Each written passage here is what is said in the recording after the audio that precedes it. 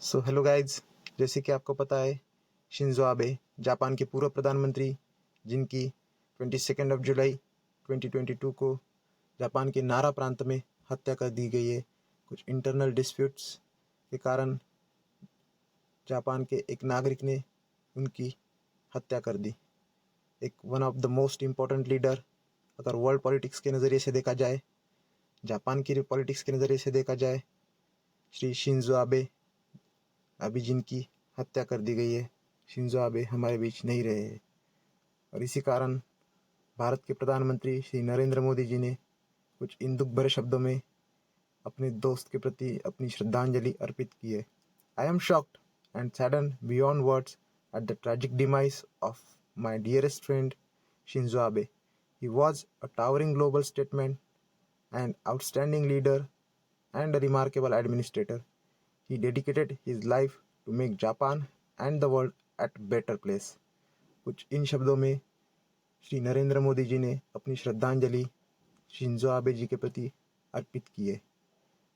एक बहुत ही इम्पोर्टेंट शख्सियत, अगर इनके लाइफ के बारे में हम जानेंगे तो उनका जन्म 21 सितंबर 1954 को शिंजुकू प्रांत में जापान में हुआ है। उनके पॉलिटिकल करियर के बारे में जानने की कोशिश करेंगे तो one of the most important, जिसने जापान को बुना है। फर्स्टली 1993 में हाउस ऑफ रिप्रेजेंटेटिव में वो चुन के गए, देन चीफ कैबिनेट सेक्रेटरी सितंबर 2005 में, और उसके बाद देखा जाए तो 1993 से लेकर 2022 तक वो विधायक यामागुची प्रांत से रहे हैं। एंड सबसे important, first term as a prime minister 2006 से लेकर 2007 तक एक ही साल के लिए रहे। कुछ वजह से उन्हें इस्तीफा देना पड़ा। एंड देन मोस्ट इम्पोर्टेंट, 8 साल सबसे ज़्यादा समय तक उन्होंने अपनी सेवाएं दी एज अ प्राइम मिनिस्टर। 2012 से लेकर 14, 14 से लेकर 17 और 17 से लेकर 20, इन 8 सालों में उन्होंने एज अ प्राइम मिनिस्टर देश को सेवाएं दी। जापान के लॉन्गेस्ट सर्विंग प्राइम मिनिस्टर वो बने हैं। और 1948 के बाद ऐसे प्रधानमंत्री जिन्होंने अपनी सेकंड टर्म प्राप्त की, और जापान के youngest post war prime minister रह चुके हैं श्री शिंजो आबे। और ऐसे पहले प्रधानमंत्री बने थे जिनका जन्म सेकंड वर्ल्ड वॉर के बाद हुआ था।